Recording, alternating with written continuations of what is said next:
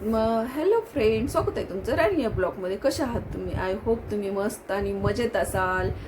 तर मला तुम्हाला एक सांगायचं आहे की म्हणजे आता मी इथं कुणाचं नाव घेणार नाही, कारण खूप साऱ्या मिरच्या लागतात. नाव घेतले की असे मिरच्या लागतात, तर नको, मी नाव नाही घेणार. पण तुम्ही संदर्भ लावू शकता की मी कुणाबद्दल बोलत आहे. फर्स्ट टाइम मी ही कुणाबद्दल तरी आधी तुम्हाला सांगणार आहे. एक अशी महिला आहे जी पळून गेली होती. दुसऱ्यासोबत नवरा असताना पळून गेली. तिच्या सासूनं मुलगा वेडवणी करतो, मुलगा तिच्याशिवाय राहू शकत नाही, म्हणून तिनं प्रयत्न करून त्या सुनेला वापस आणायला मदत केली. मुलाला आणू दिली, घरात ठेवून घेतली, तिला टॉर्चर केलं नाही, तिला त्या गोष्टींची आठवण करू दिली नाही, तिला तिचं आयुष्य जगायला पहिल्यासारखी सुरुवात करू दिली. तरी पण त्या सासूला 2 घास खायला विचारलं जात नाही, त्या सासूची तब्येत कशी आहे ही विचारलं जात नाही, त्या सासूचं एक दिवस एक साडी धुतली जात नाही. तर अशा मूर्ख सुना, लाज वाटायला पाहिजे तुम्हाला. ती बाई अशिक्षित आहे, शिकलेली नाहीये, तरी सुद्धा ती आजच्या पिढीला समजून घेते की अशा चुका होत असतात आणि करतात. म्हणून तिनं आज कोण मुलीची चूक सुद्धा पोटात घालत नाहीयेत, आणि तिथं ती त्या सासूनी सुनेची चूक पोटात घातली, ती पण एवढी भयंकर. तरी पण तिचा स्वीकार केला, तिला टॉर्चर केलं नाही, तिला व्यवस्थितही केले, जसं जगायचंय तसं जग म्हणून. तरी ह्या सुनेला जाणीव नाहीये त्या गोष्टीची की ह्या सासूच्या जागेवर दुसरी सासू असती तर जगणं मुश्किल केलं असतं. टोमणे मारू घरात राहू दिलं नसतं, एकतर आणूच दिलं नसतं मुलाला. असली नासकी अवलाद नको माझ्या घरात म्हणले असते, बरोबर की नाही? परंतु ही सासू अडाणी असून सुद्धा किती समजूतदार आहे म्हणावी लागन की जिनं तसल्या सुनाचा स्वीकार करून तिला कुठलाही त्रास नाही दिला. तरी पण ती सून तिला 2 घास विचारत नाही, त्या गोष्टीची तिची जाणीव ठेवत नाही आणि कमी जास्त बघत नाही. तर अशा सुनेला काय म्हणायला पाहिजे? आणि एक ही सासू बघा, जी माझी नातेवाईकांची सासू आहे, जिच्यासोबत काय घडले. तर मला हे म्हणजे नाही का आश्चर्य वाटत आहे की कशा काही सासा असतात आणि काही सासा कशा असतात बघा तुम्ही. आता ही सासू माझ्या नातेवाईकांची सासू. तर काय झालं होतं तुम्हाला सांगते. म्हणजे मी डिलिव्हरी झाल्याच्या नंतर, मुलाच्या वेळेला, मला मुलगा झाला, डिलिव्हरी झाल्याच्या नंतर माझे एक नातेवाईक होते आणि ती मला बघायला म्हणजे भेटायला आल्या आणि मी त्यांना ओळखत नव्हते, फर्स्ट टाइम बघितलं होतं.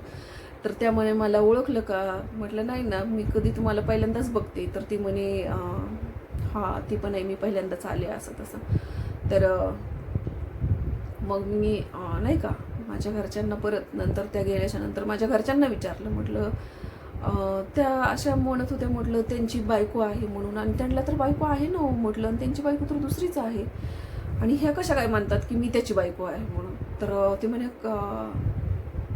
तुला नाही माहिती? म्हटलं काय?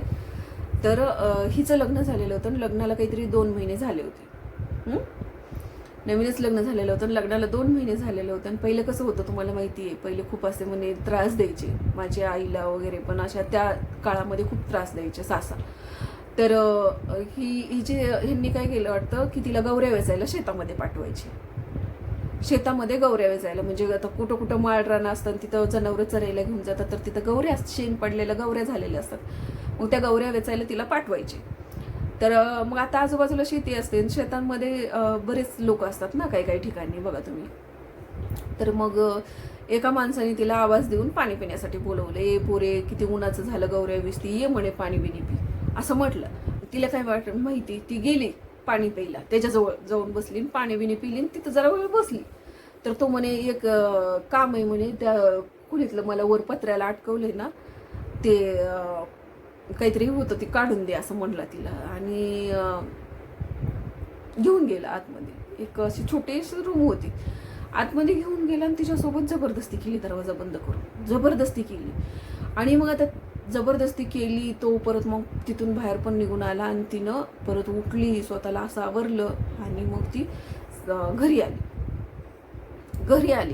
घरी आल्याच्या नंतर आता तिच्यासोबत जबरदस्ती झाली, अत्याचार झालाय. मग तिला असं वाटलं असेल की माझ्यासोबत चुकीचं झालंय, आणि मग आता तिचं जर सहखुशीनं झालं असतं किंवा ती जर तशी फालतू असती तर तिनं घरच्यांना सांगण्याचा प्रयत्न केला असता का नसता केला, झाकून ठेवलं असतं, कंटिन्यू केलं असतं, बरोबर की नाही. तर तिला असं वाटायला लागले की माझ्यासोबत चुकीचं झालंय, माझ्यासोबत चुकीचं झालंय, म्हणून तिनं चुलत सासूला सांगितलं की आत्या माझ्यासोबत असं असं केलंय काय माणसाने, मी तिकडे गौऱ्या वाचायला गेल्यानंतर.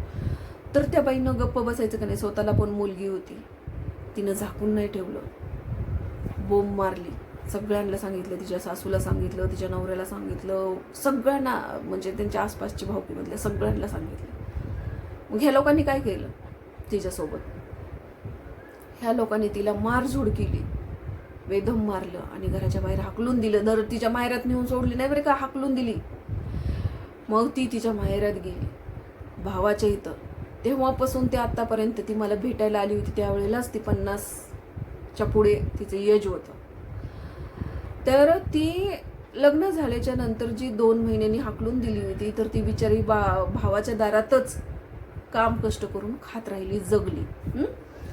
ह्या लेडीजला, ज्या लेडीजला तिनं सांगितलं होतं त्या लेडीजनं चुलत सासूला पण मुलगी होती. तिनं जर तिच्या मुलीसोबत असं झालं असतं तर सगळीकडे बोंबलत फिरली असती का हो? फिरली असती का? नसती फिरली, कारण स्वतःच्या मुलीची बदनामी करायला नसती जमली ना. माझ्याच मुलीसोबत असं झालंय, माझ्या मुलीसोबत असं झालंय, पण दुसऱ्याच्या मुलीसोबत मात्र तुम्ही खूप चांगल्या प्रकारे वागलात आणि असं केलं, बरोबर की नाही. तर मला तुम्हाला नाही का सांगण्याचं तात्पर्य एक आहे की ही सासू बघा कशी आहे. यांनी मारून वगैरे बाहेर काढल्याच्या नंतर सुद्धा ती एवढे वर्ष झाली तरी तिनं लग्न केलं नाही दुसरं, ती तशीच राहिली आणि ह्यांनी यांच्या मुलाचं लग्न लावून दिलं. ती अशी म्हणजे ही आहे की तो नवरा तिच्या मांडीला लावूनच बसलेला असतो, तिला सोडतच नाही, एवढी देखणी आहे. आणि ती साडी नेसायला लागली की तिची पिन करायला तयार असतो. म्हणजे मी स्वतःच्या डोळ्यांनी बघितले, कारण ते नातेवाईक आमच्या जवळचे आणि ते आम्हाला प्रत्येक कार्यक्रमाला ते आमच्यात आणि आम्ही त्यांच्यात. तर पिन करायची साडीची, तिच्या मांडीला मांडी लावून बसायचं, तिला सोडायचंच नाही, सारखं तिच्या मागे मागे मागे मागे. कारण ती चमक छल्लो, स्मार्ट. आणि मग तिला मुलं वगैरे झालेले, माझ्यापेक्षा फक्त लहान 1-1.5 वर्षाचे लहान मुलं असतील ते त्यांची. आणि मग त्या मुलीचं लग्न होतं. त्या मुलीच्या लग्नामध्ये ही आली. कोण आली? ही जी सोडून दिली ना ती आली. ती आलीच्या नंतर मग आता मला पहिली भेटली होती त्याच्यामुळं मग मला बोलली ती कशी आहे काय वगैरे असं. मग मी त्याच्याशी बोलले आणि तो काय करायचा माहिती आहे का, म्हणजे तिचा नवरा काय करायचा, ती घरात असली की तो काही जरी काम असलं तरी आत यायचाच नाही जोपर्यंत तिनं घरात आहे.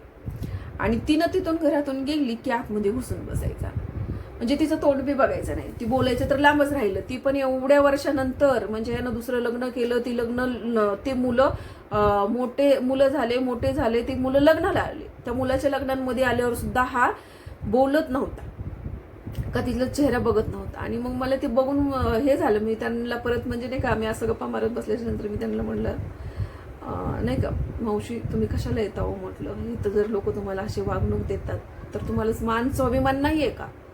तर तिनं काय म्हटली माहितीये का, ती जाऊ दे, ती बोलत नाही, हे नाही, पण बाकीचे तर बोलतात ना, आणि मला हे मुलं माझेच आहेत, माझ्या नवऱ्याचे आहेत ना, तर हे मुलं माझेच आहेत म्हणून मला ह्यांच्यावर अक्षता टाकायला यायचं. बस, विषय संपला. मग मी पण काय बोलले नाही. नंतर ठीक आहे म्हटलं. आणि म्हणजे मला आश्चर्य वाटलं की ती लेडीज एवढे वर्ष झाले तरी सुद्धा त्या माणसाला विसरू शकली नाही. त्यानं दुसरं लग्न केलं तरी तिच्या मनामध्ये राग नाहीये. ती स्वतः त्या मुलांच्या लग्नाला आली. आणि मला म्हणजे नाही का, ह्या व्यक्तीचा जास्त राग येत होता, जिनं सांगितलं घरी, जिनं सगळ्यांना सांगितलं ना, त्या बाईचा मला राग यायचा. आणि मग ती दिसली ना की मला असं खूप असा राग यायचा आणि मला तिला जास्त बोलावं वाटायचं नाही. मी तिच्याशी बोलायचीच नाही. तिनं 2 वेळा बोलल्यावर मी 1 वेळा बोलायचे तिला. तर ती सगळ्यांना, माझ्या घरातल्यांना सांगायची, राणी मला बोलत नाही, राणी मला बोलत नाही, काय झाले तिला, काय नेमका प्रॉब्लेम आहे. पण माझा प्रॉब्लेम काय आहे, मला प्रॉब्लेम कुठं आहे की बाई तुला मुलगी होती तरी पण तुझ्या मुलीचं असं बोंबलत फिरली असती का. तू एखाद्याला आयुष्यात न उठवलं, त्या बाईचा पूर्ण आयुष्य बर्बाद केलं. ती बिचारी पूर्ण आयुष्यभर